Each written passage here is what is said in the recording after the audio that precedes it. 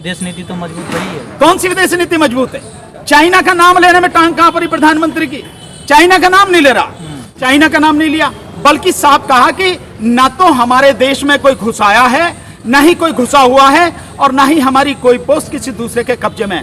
तो आपने तो चाइना का जो एक्ट था, जो आज भी हमारे अंदर घुस के आके बैठा हुआ है, जो उसे पेंगोंग झील पर जो फिंगर 4 से लेकर फिंगर 8 तक के बीच की दूरी है, वहां पे वो स्थायी बना के बैठा हुआ है। और अभी वो लगातार लिपु लेक जो है नेपाल और तिब्बत और इसकी चाइना और भारत की सीमा पे, वहां पे वो सारी हरकतें कर रहा है। अब अरुणाचल प्रदेश में 5 नौजवानों को उठा के ले गया। ये सब क्या है? क्या है ये? विदेश नीति की फेल हमारी तो साथ है ना भारत? नहीं, बिल्कुल ये विदेश नीति की फेल हो रहा है। और मैं ये कहूंगा कि वाकई में मोदी की बीजेपी की साठगांठ है उनके साथ में कहीं ना कहीं कोई इस तरह के उनके रिश्ते हैं जिससे उनके खिलाफ बोल नहीं पा रहे। जब प्रधानमंत्री नाम नहीं ले पा रहा, लद्दाख में जाता है तो नाम नहीं, जो मीडिया को जो वो दी जाती है उसमें कोई नाम नहीं, जो अपनी वो की जाती है मन की बात उसमें कहीं नाम नहीं, और क्या करेंगे आप? तो इसका मतलब साफ है कि प्रधानमंत्री डर रहा है, प्रधानमंत्री घबरा रहा है, या कोई दलाली आदमी या तो डरता है या कहीं लालच है, इसके अलावा तो कोई बात नहीं हो सकती। सर, चाइना का इतना बिजनेस तो उन्होंने खत्म कर दिया, कितने ऐप डिलीट कर दिए। ऐप से बिजनेस खत्म होता है? ऐप से बिजनेस खत्म नहीं होता। अगर बिजनेस खत्म करना है तो जो कंस्ट्रक्शन वर्क चाइना की कंपनी यहाँ कर रहे हैं उनके साथ सारे समझौते आप खत्म करो। जो व्यापारिक रिश्ते हैं, जो वहां से माल आने वाला है, तकरीबन 25,000 करोड़ का माल आने वाला है अभी, जिसकी पेमेंट ऑलरेडी जा चुकी है, खत्म करो ना उसको, तब पता लगेगा कि आपने कितने। एक बार उसके साथ सारे बिजनेस के रिश्ते खत्म करो, सारे समझौते जितने भी हैं उनको खत्म करो। वहां से जो हमारा चीन में दूतावास बैठा है उसको वहां बंद करो, दूतावास को बुलाओ यहाँ और सीधे सीधे बात करो। जब लड़ना है तो लड़ना है, मरना है तो मरना है। वैसे ही जो 20 जवानों की जो शहादत हुई है वो वैसे ही है। उस कह कर रहेगा कि हम इनका बदला लिया जाएगा। कैसे बदला लिया जाएगा? चाइनीज ऐप बंद करके? मौत का बदला ऐप होता है क्या? उससे लिया जाएगा बदला आपको?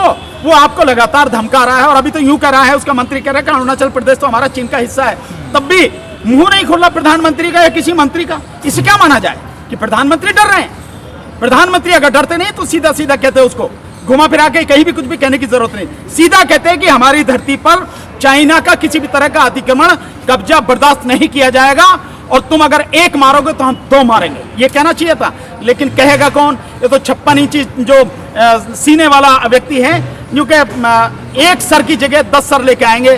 पाकिस्तान से अभी तक तो एक भी ना आया। ये स्थिति है। तो प्रधानमंत्री निहायत ही डरपोक इंसान है। अगर डर नहीं होता तो प्रधानमंत्री चीन का नाम लेके बाकायदा उसको एक वार्निंग देते, खुल के वार्निंग देते। जब पूरा देश उनके साथ आप चाहते हैं युद्ध हो जाए चाइना से? नहीं, मैं तो कह रहा हूं ना कि सारे डिप्लोमेटिक जितनी चीजें हैं उनका सबका इस्तेमाल किया जाए, और अगर कहीं कोई ऑप्शन नहीं बचता है और चाइना हम पे युद्ध थोपता है तो युद्ध तो हमें लड़ना ही पड़ेगा। और आप क्या समझ रहे हो चाइना से युद्ध से बच जाओगे? आप नहीं बचने वाले। चाइना जिस तरह से आपको घेर रहा है चारों तरफ से, देखो आप, जितना पूरा हिमालय के क्षेत्र है उसमें वो नेपाल के साथ मिलकर सड़क बना रहा है, उधर उसने तिब्बत से लेके आजाद कश्मीर से होता हुआ, पीओके में होता हुआ पाकिस्तान में लेके इकोनॉमिक कॉरिडोर बना लिया, सड़क का रास्ता पूरा बना दिया, और ऊपर यह अरुणाचल तक वो हरकतें कर ही रहा है। डोकलाम में पहले हो चुका है। इसके अलावा जो बंगाल की खाड़ी है, बंगाल की खाड़ी में उसके बांग्लादेश के साथ मिलकर वो नौसैनिक अड्डा बनाने की तैयार कर रहा है। श्रीलंका में 99 साल के पट्टे पर नौसैनिक अड्डा ले चुका है। आप मालदीव में चले जाओ, उसने जो वहां पे जो उसके टापू हैं वो उस पे ले लिए हैं, लीज पे खरीद लिए हैं, वहां नौसैनिक अड्डा बना रहा है। और पाकिस्तान के साथ मिलकर अरब सागर में वो अड्डा बना रहा है। तो अरब सागर, हिंद महासागर, बंगाल की खाड़ी, चारों तरफ से आपको घेर लिया, सड़क से ऊपर से घेर लिया। आप बच जाओगे युद्ध से। आज नहीं तो कल, कल नहीं तो परसों, एक दिन चीन के साथ युद्ध होना ही होना है। लेकिन हमारी नीति ये होनी चाहिए कि जब उसके साथ हो रहा है, हम इतनी मजबूत स्थिति में होने चाहिए कि हम किसी हालत में अपने देश की 1 सेंटीमीटर, 1 मिलीमीटर जगह भी उसको देने नहीं देंगे, बल्कि सियाचिन का जो हमारा इलाका है वो भी उससे वापस लेंगे। ये होना चाहिए। और हमारी देश की सेना में इतनी ताकत है। दिक्कत यह है कि हमारे देश की जो लीडरशिप है वो नपुंसक है, लीडरशिप बेकार है। नहीं सर, आप कहने सारे रिश्ते खत्म कर देने चाहिए, लेकिन जो इतने बड़े एग्रीमेंट हुए हैं, जो इतना बड़ा पैसा लगा हुआ, वो तो सब बेकार हो जाएगा। देश की कीमत पे आप उनको एग्रीमेंट को चलाना चाहते हैं? आपके लिए देश प्यारा है ये वो एग्रीमेंट? देश की कीमत आप क्या तभी बनेगा नहीं, कैसे बनेगा देश? उस तरह से बनेगा, चाइना के साथ मिलकर बनेगा। जिस देश में और कितने ही कामों पर हजारों करोड़ रुपया खर्च कर दिया जाता है, अगर कुंभ का मेला हो गया तो 5,000 करोड़ रुपए खर्च कर दिए गए। अयोध्या में दिए जलाए तो एक बार 200 करोड़, एक बार 300 करोड़ रुपए, और अभी जन कितने करोड़ रुपए खर्च किए। आप इसमें पैसा खर्च कर सकते हैं। आप देश की कीमत पे मतलब उसको आंकना चाहते हैं कि अगर हमने एग्रीमेंट खत्म कर दिए तो उससे हम ही को नुकसान होगा, क्या चाइना को नुकसान नहीं होगा उससे? नहीं, आपको नहीं लगता बातचीत से इस मामले को सुलझाना चाहिए? नहीं, अब अच्छी बात है, लेकिन अगर बातचीत से नहीं सुलझना हो, निश्चित रूप से बातचीत से सुलझाने की कोशिश करनी चाहिए, लेकिन उसके साथ साथ हम जितने भी हमारे विकल्प हैं वो सब तैयार रखने चाहिए, और हमें हर तरह की तैयारी से पूरी तरह से तैयार रहना चाहिए कि पता नहीं कल क्या स्थिति हो। भानु प्रताप जी, मैं आपसे ये जानना चाहूंगा, एक तरफ तो चाइना से लड़ाई की जंग की बात की जा रही है और वहीं चाइना से जो है अरबों रुपए का लोन ले लिया जाता है मोदी सरकार को, व्यापार क्या कहना चाहेंगे? मैं इसीलिए बार बार कह रहा हूं कि कहीं ना कहीं मोदी सरकार की, बीजेपी की साठगांठ है चाइना के साथ में, इसीलिए प्रधानमंत्री चाइना का नाम नहीं ले रहे, चाइना का नाम लेने से डर रहे हैं।